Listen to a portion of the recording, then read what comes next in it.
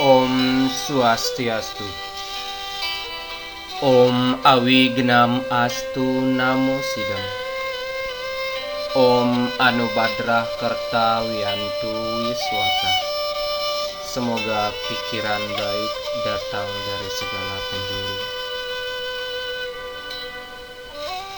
Anak-anak yang Bapak banggakan, pada pertemuan hari ini Bapak akan membahas materi tentang nilai-nilai yatnya dalam epos Ramayana. Secara lebih rinci, kita akan membahas materi tentang klasifikasi bentuk-bentuk pelaksanaan yatnya. Klasifikasi bentuk-bentuk pelaksanaan yatnya dapat dilihat berdasarkan waktu pelaksanaan, dua berdasarkan kuantitasnya maupun berdasarkan kualitasnya. Dilihat berdasarkan waktu pelaksanaannya, maka yatnya dapat dibedakan menjadi 3, yaitu nitya yatnya, naimitika yatnya, dan insidental. Nitya yatnya adalah yatnya yang dilaksanakan setiap hari. Contohnya, melaksanakan Trisanya 3 kali sehari, yatnya sese atau ngejot yang biasa dilaksanakan setelah memasak atau sebelum menikmati makanan, dan jenana yatnya, yaitu yatnya dengan mempelajari ilmu pengetahuan. 2, yaitu naimitika yatnya, adalah yatnya yang dilaksanakan pada waktu-waktu tertentu yang sudah terjadwal, baik berdasarkan wewaran, perhitungan wuku, atau perhitungan sase. Berdasarkan perhitungan wewaran atau ware merupakan perhitungan yang menggunakan perpaduan antara triware dengan pancaware. Contohnya Kajeng Kliwon. Perpaduan antara Saptaware dengan Pancaware. Contohnya Buddha Wage, Hari Raya Buddha Kliwon, Hari Raya Anggara Kasih, dan sebagainya. Berdasarkan perhitungan wuku merupakan pelaksanaan yatnya yang dilaksanakan dengan memperhitungkan pawukon. Contohnya Hari Raya Galungan, Pager Wesi, Saraswati, Kuningan. Sedangkan berdasarkan perhitungan sasih, contohnya Purnamo, Tilem, Nyepi, Siwolatri. 3, yaitu insidental, adalah yatnya yang dilaksanakan atas dasar adanya suatu peristiwa atau kejadian-kejadian tertentu. Contohnya yaitu upacara melaspas, upacara resigana, upacara sudiwadani, upacara ngaben, ataupun upacara ngulapin orang jatuh atau tabrakan.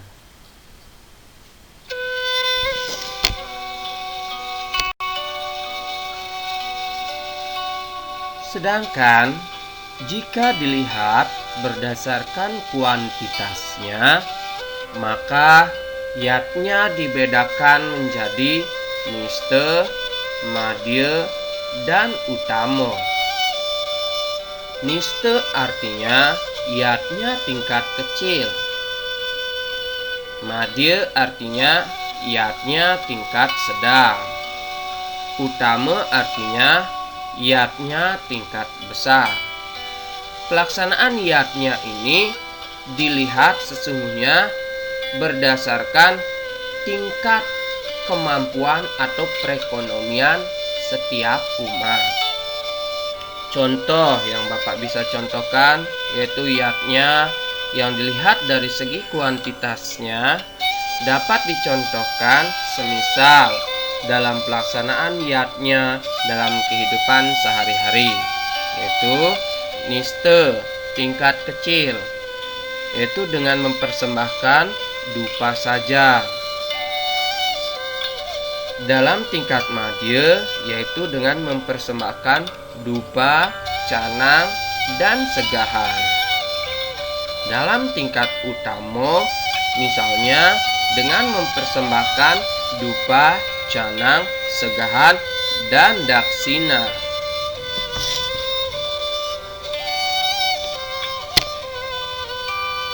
Sedangkan jika dilihat dari segi kualitasnya atau mutu yatnya itu sendiri, maka yatnya dibedakan menjadi tamasika yatnya, rajasika yatnya, dan satwika yatnya. Tamasika yatnya adalah yatnya yang dilaksanakan tanpa mengindahkan petunjuk-petunjuk sastra, dalam arti sembarangan atau tidak karuan. Contohnya mengaturkan bunga yang dipetik dari kuburan atau bunga yang sudah layu.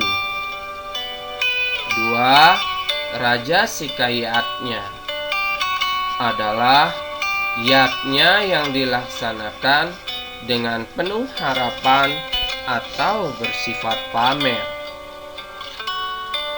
Contohnya mengaturkan banten yang mewah namun tidak sesuai dengan kemampuan dan mengakibatkan berhutang sana sini.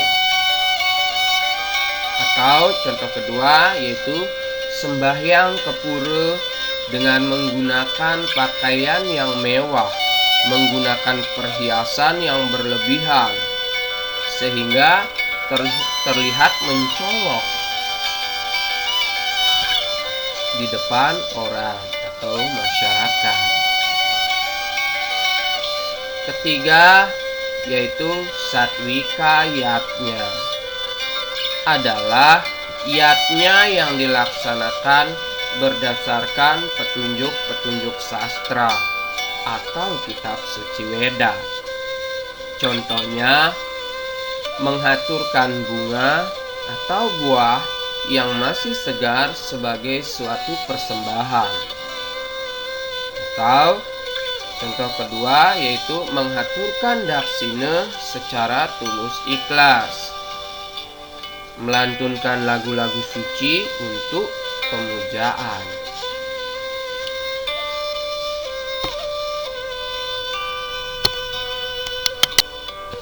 Anak-anak sekalian,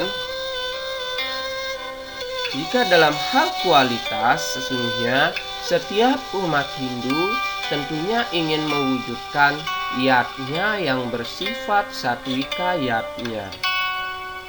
Namun jelaslah harus memenuhi 7 syarat yatnya yang bersifat satwika yatnya.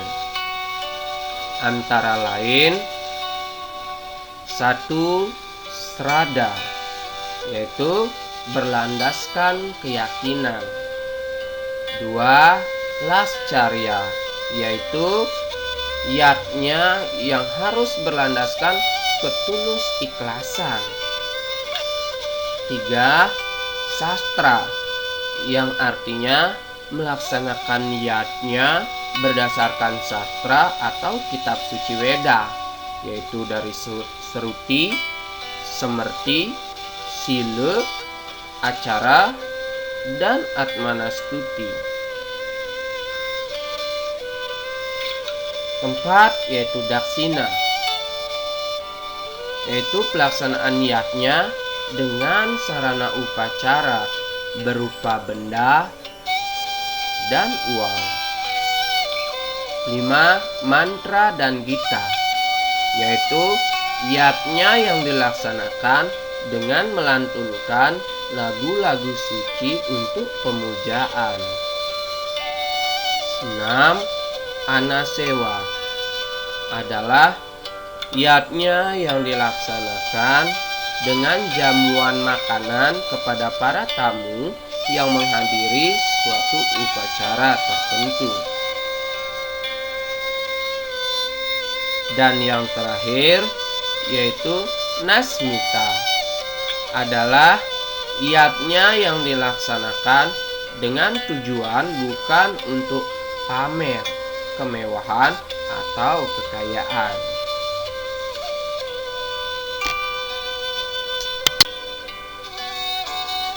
Sekian pembelajaran untuk hari ini. Semoga bermanfaat bagi anak-anak sekalian. Dan Bapak tutup pertemuan ini dengan menghaturkan Paramesanti. Om Santi Santi Santi.